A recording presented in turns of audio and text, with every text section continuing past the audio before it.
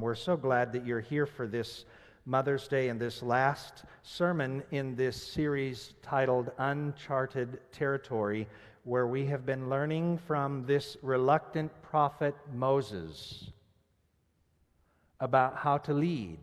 Now let me ask you a question that I've been asking in this sermon series. How many of you see yourselves as leaders?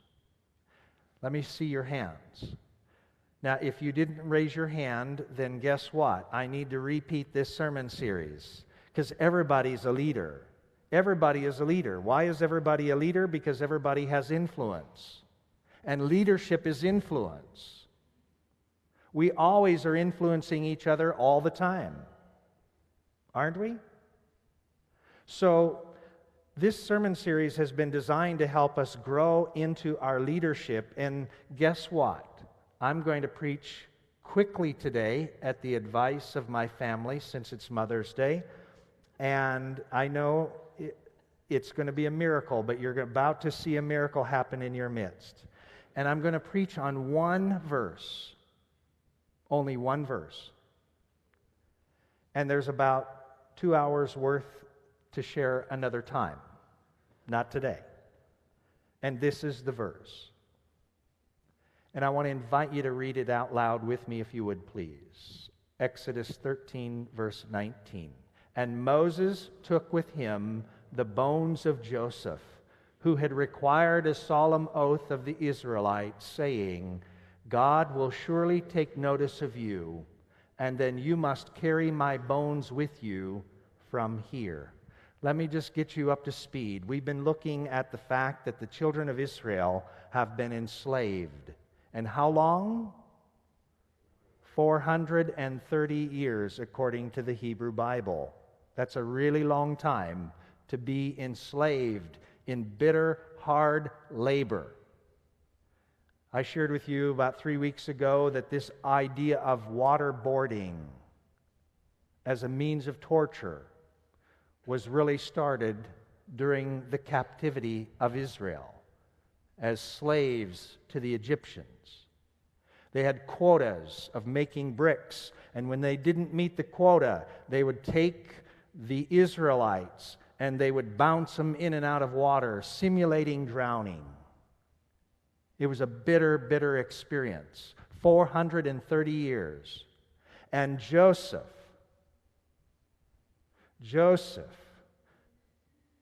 was put in the land of Egypt as punishment by his family.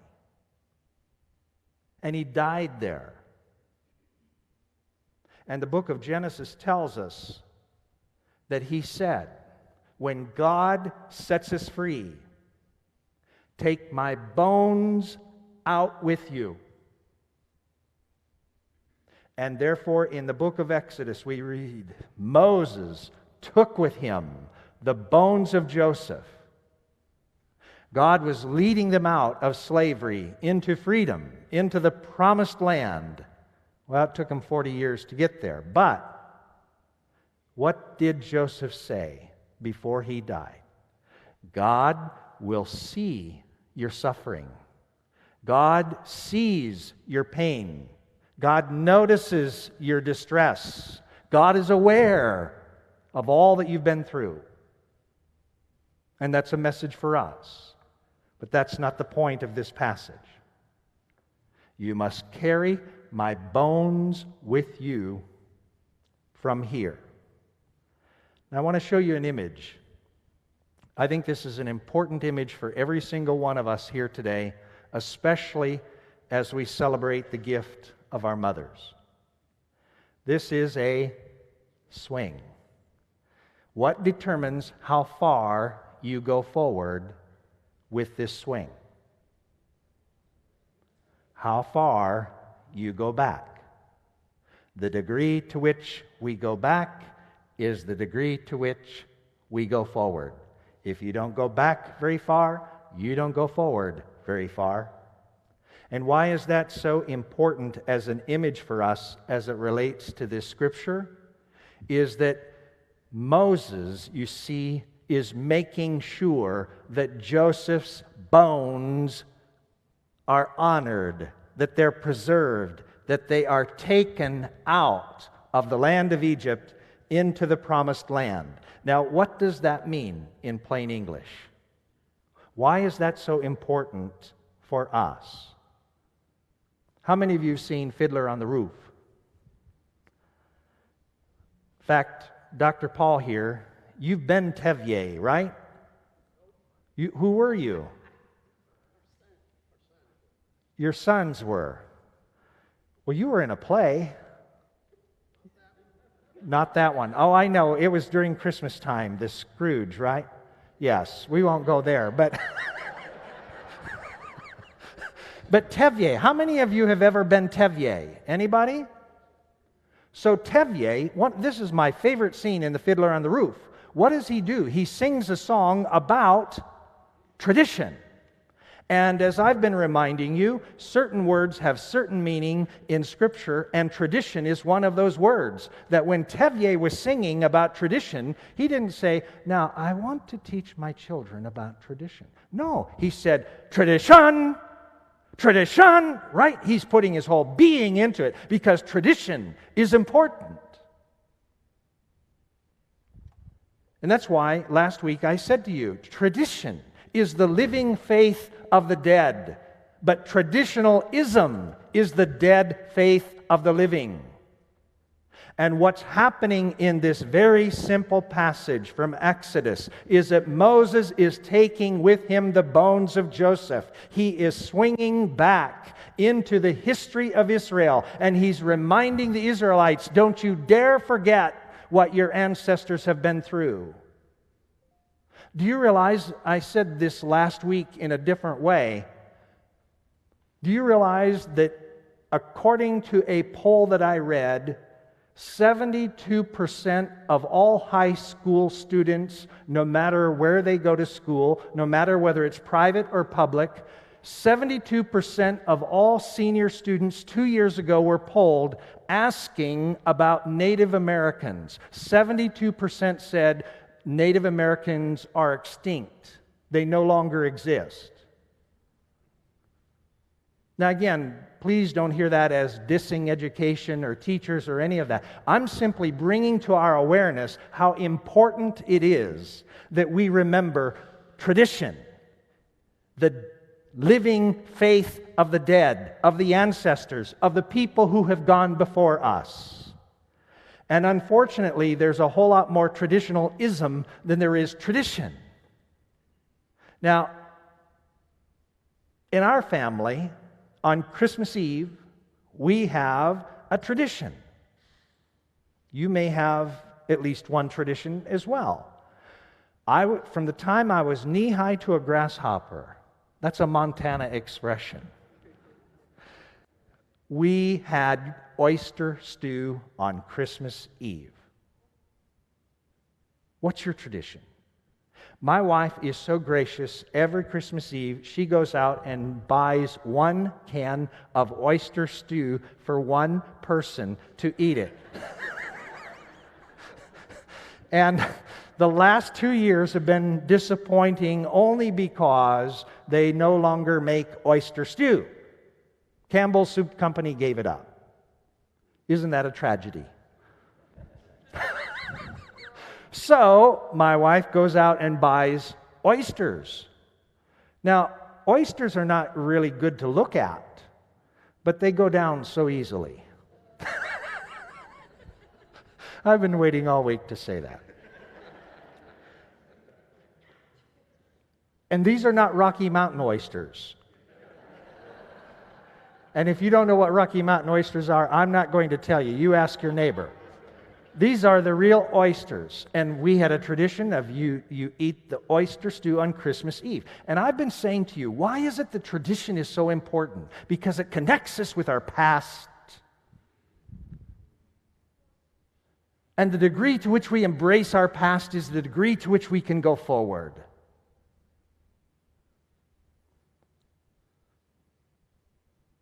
So here's what I'm inviting you to do, is to name the bones of your family. Yesterday, we celebrated what many of you are celebrating, that Our daughter Grace is graduating tomorrow night. She's the last of our three to be in high school, and I'm feeling really old. And one of the gifts that Grace got from her and our Aunt Judy, who is with us this morning, who's here from Tulsa, is a quilt that Grace's great-grandmother made. Now, here's what I want you to hear. The older I get, the more I appreciate the past. And that quilt is an incredible gift to Grace, because when she goes from college to whatever she does after college to wherever she lives, that quilt will go with her. And what does that quilt connect her with? Tradition. So yesterday, Grace got to hear about her great-grandmother making quilts by the hours. So a few weeks ago, in preparation for today, there's a man in our congregation named Al Buck. He's on the left. This is his mother, Esther, and this is his son and Esther's grandson. And Al would tell me on occasion about his mother, Esther. And I would always say, Al, there's some bones there that you need to take with you. You need to capture this. And so he did. And he did it in his way. I'm inviting you, I'm encouraging you to do it in your way. But he wrote about 12 pages. He sent the invitation to his two older brothers and said to them, I want you to participate in this. And so he's got pictures and he's got some memories, and he talks about his mother. And I said to him, name the bones. Name the bones that you're taking forward into the future. Name the bones that you're naming as tradition. And so he got very detailed about the things that he learned from his mother and from his father. And one of his brothers is a Lutheran pastor in Chicago. And I was really touched by this when the Lutheran pastor said, a powerful event happened one summer when one day I came to understand God's total acceptance of me in the song, God has light in His window. And I understood God to be this totally non-judgmental person who was always looking out for me and giving me the feeling that I'm safe in His house. And my mother and my father reinforced that God has a light in His window, and I'm always safe in His house. What I'm encouraging you and I to do is this. And do it in your way. And pass it on. That's what Moses was doing with the children of Israel.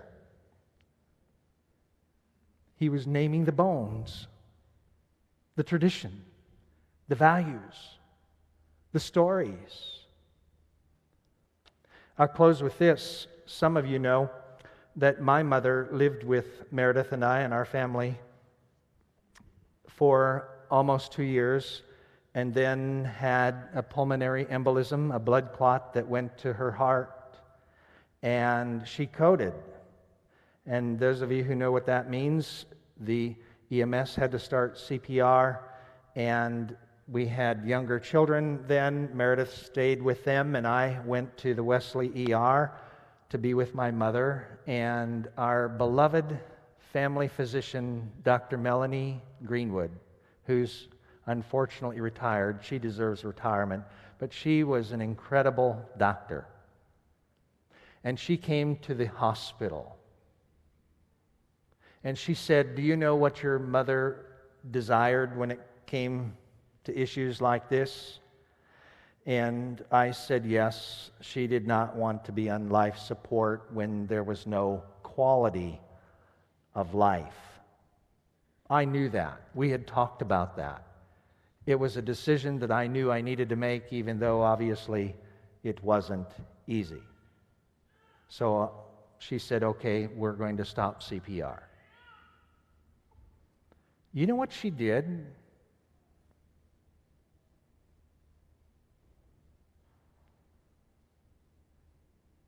After she got my verbal okay to stop CPR, she said,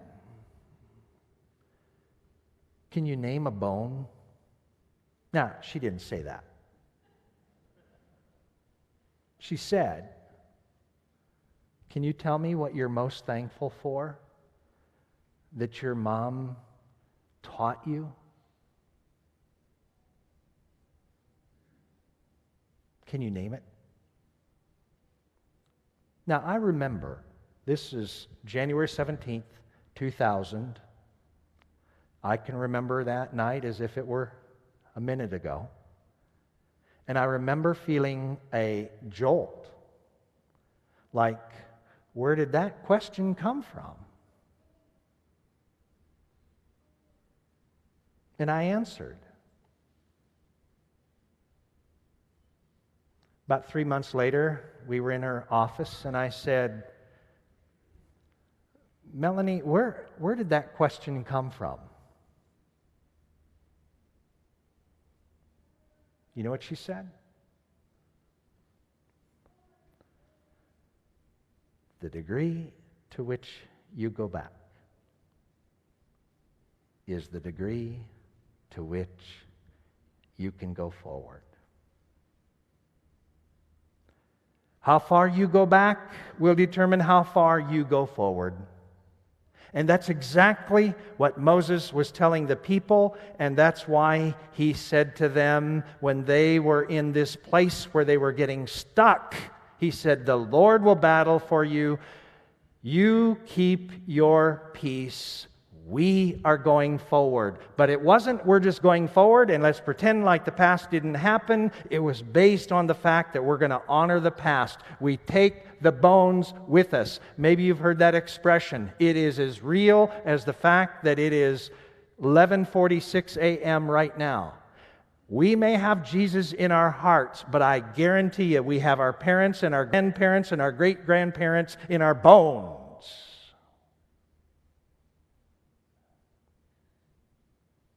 And that's what we take forward. So in a moment of silent prayer, I want to encourage you. I really want to encourage you to do this. And just see how it blesses the people you love.